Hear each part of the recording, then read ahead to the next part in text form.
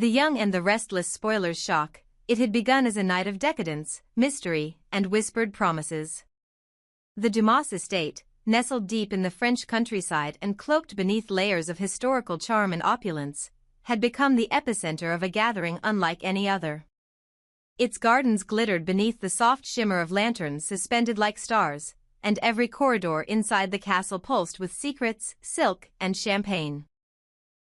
But beyond the ballrooms and masquerade masks, beyond the curated laughter and clinking glasses, lay something far more sinister, a carefully orchestrated psychological experiment masquerading as entertainment.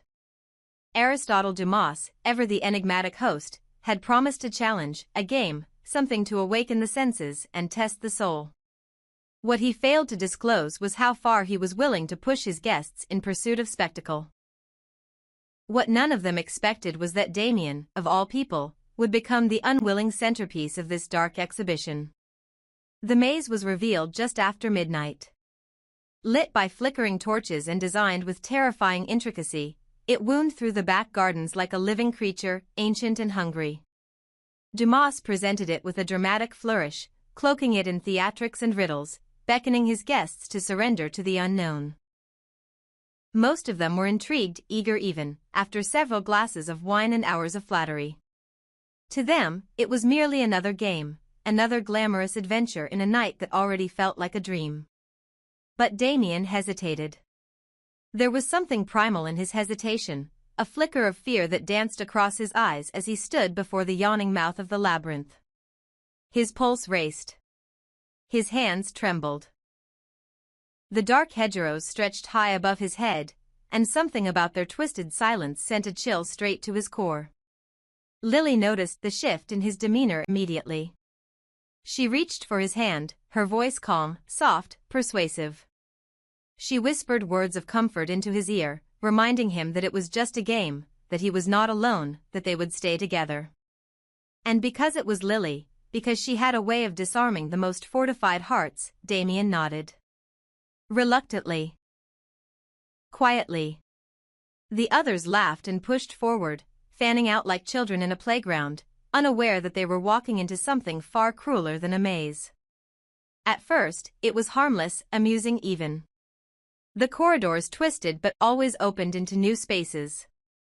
There were hidden messages in Latin etched onto the stone, mechanical contraptions that released bursts of color when solved, and even holographic illusions designed to disorient.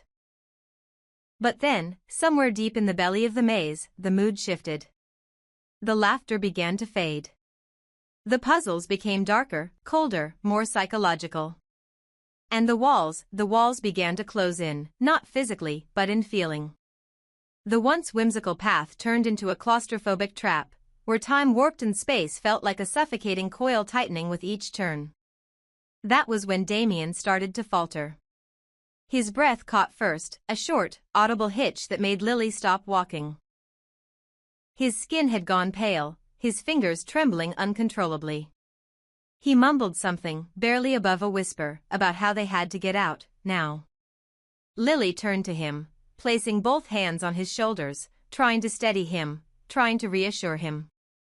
But then the truth spilled out like a confession he had been burying his whole life. He suffered from severe claustrophobia, an unrelenting terror of tight, enclosed spaces, especially those drenched in shadow.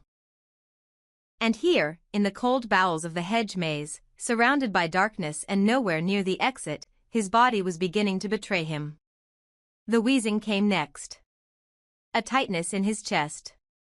His eyes widened as panic overtook logic. He reached for his inhaler, the only thing that could have saved him, but in the earlier commotion, it had slipped from his pocket. He was gasping now, every breath shorter than the last, his mouth contorted into a silent scream. The sounds escaping his throat became high-pitched, desperate rasps. Lily, horror spreading across her face, shouted for help.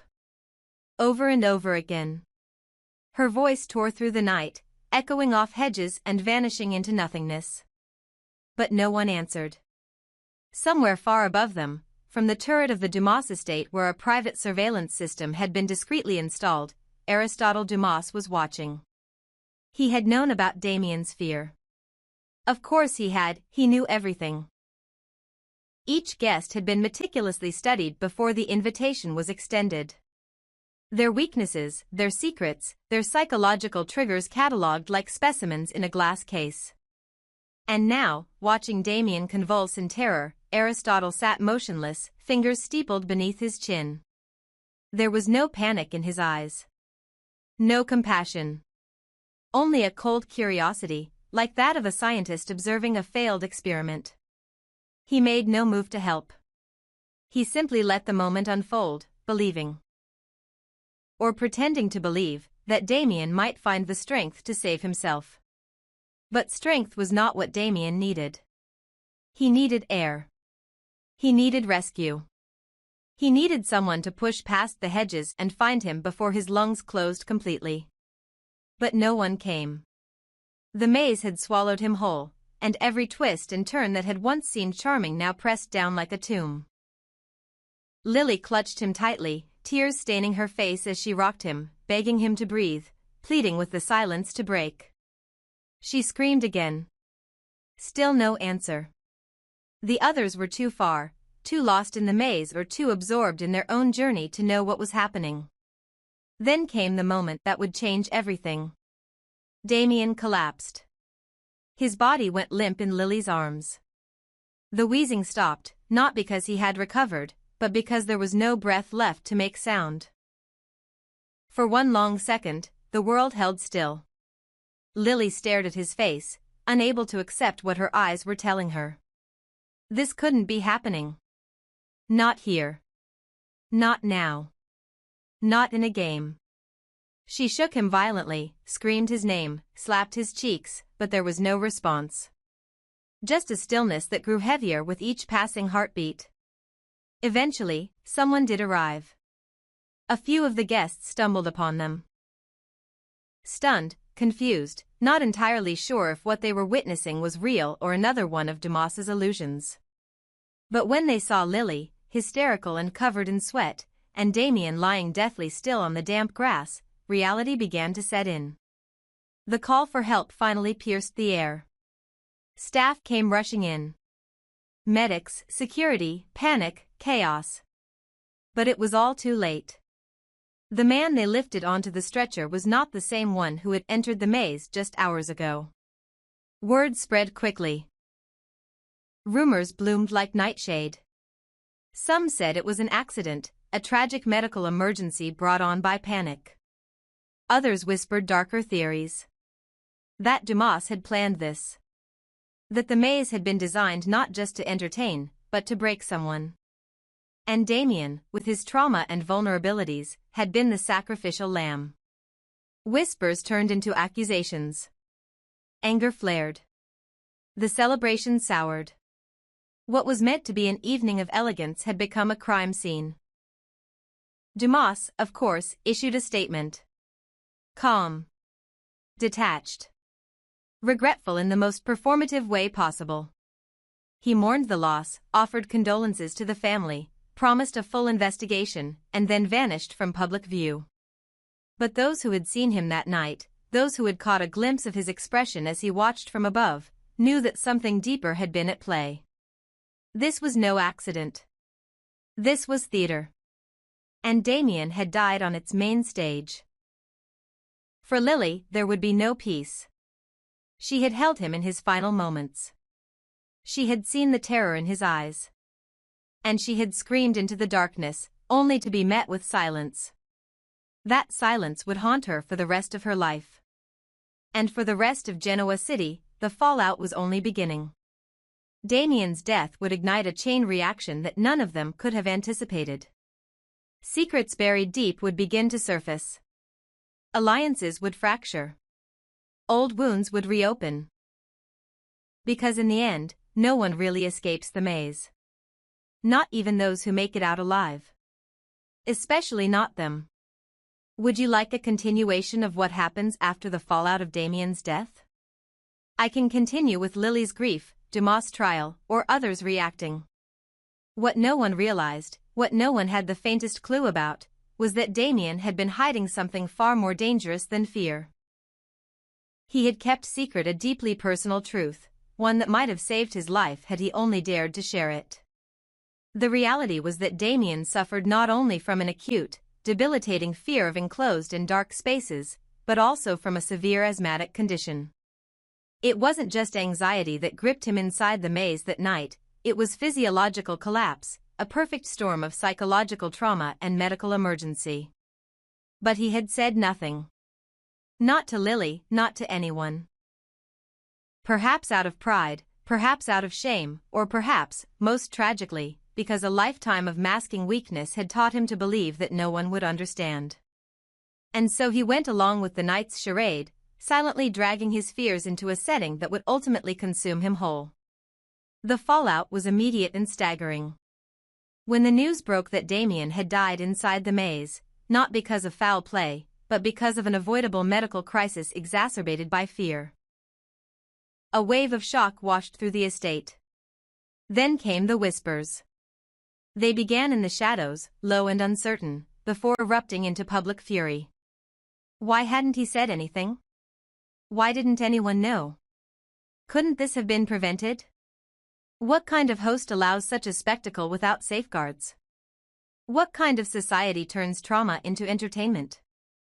Within hours, the questions mutated into blame, and the blame became scandal. If Damian had told them about his asthma, about his condition, none of them, not Lily, not the organizers, not even the cold-hearted Dumas, would have let him step foot in that maze.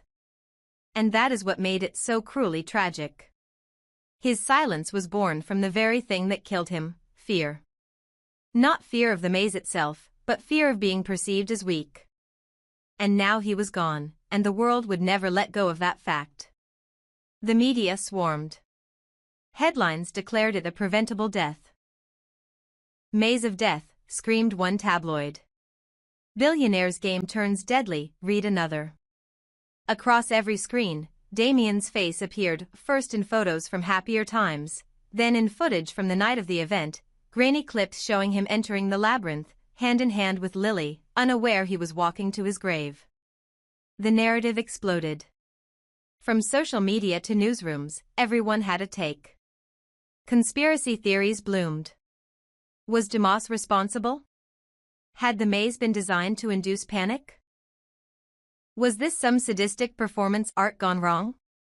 And beneath it all was the deepest wound, the aching realization that Damian's death was not a twist of fate, but the result of 1,000 little choices, a culture of suppression, a world that teaches men to hide their pain. He had carried his fears quietly, tightly, like a ticking time bomb no one knew existed, not until it detonated in the most public, horrifying way possible. Dumas, naturally, issued another statement. With polished detachment, he expressed condolences. He denied wrongdoing. He insisted that the maze had been inspected, certified, and staffed appropriately. He claimed he was unaware of any medical condition Damian might have had. He even hinted that if he had known, he would have taken steps to protect him. But it was all too little, too late. The public didn't care about legalities. They wanted accountability. They wanted someone to blame. The tragedy spiraled into outrage. Protests formed outside the Dumas estate. Celebrities and influencers took sides. Hashtags trended globally. Damian's family remained mostly silent, their grief too raw for cameras, but Lily, poor, shattered Lily, became the face of the aftermath. Her interviews were heart-wrenching, her tears genuine, her voice breaking each time she described what it was like to hold the man she loved as life slipped from his body. She didn't cry for the cameras. She cried because there was no other way to survive the pain. Her guilt was infinite. She had coaxed him into that maze. She had promised him he would be safe. She had watched him suffer and screamed into a void that never answered. But even through her grief, she defended him. He didn't tell us, she said, again and again. But maybe he didn't think he was allowed to. Maybe he thought we'd see him differently. And maybe that's the real tragedy here. That we live in a world where people are more afraid of judgment than death. The public didn't know what to do with that. It made them uncomfortable. Because she was right. The narrative fractured. Some demanded Dumas be arrested. Others wanted the event planners sued. A few turned on Damian himself, saying he should have taken responsibility for his condition.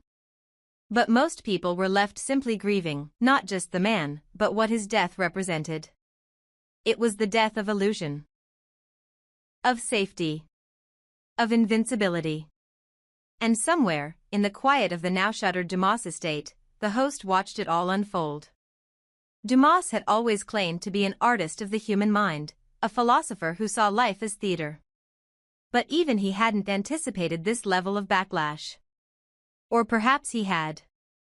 Perhaps this was the final act all along, a tragic crescendo of pain and spectacle, meant to provoke, to unearth truths people didn't want to see. If that was the case, then he had succeeded beyond measure. But at what cost? For Lily, nothing would ever be the same. She no longer saw beauty in the maze's design or wonder in the estate's opulence. All she saw now were the places where Damian had gasped for air, where he had clawed at the darkness, where she had screamed herself hoarse. She avoided mirrors. She avoided sleep.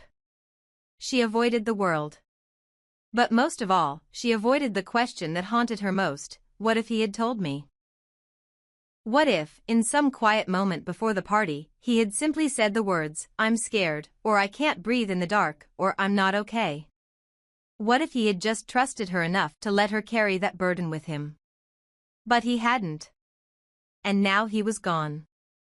And the world would never let them forget it. In death, Damian became something more than a man.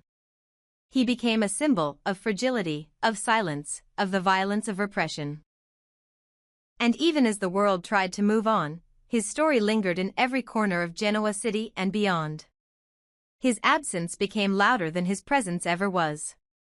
His face became a reminder. His name, a cautionary tale. And for those who had known him, who had loved him, the loss was infinite. The maze, once a symbol of intrigue, was dismantled piece by piece. The hedges were cut down, the ground salted, the paths razed to the soil. But it was too late. The real maze had always been inside them. Inside their silence, their pride, their fear. And now that maze had claimed its first victim. And perhaps, its last. Or perhaps not. Because pain never disappears. It only finds new shapes. And somewhere, quietly watching from the shadows, Aristotle Dumas smiled. Would you like the story to continue with an investigation, a trial, or even a dark revenge arc involving Lily or Damian's family? Let me know and I'll keep expanding it.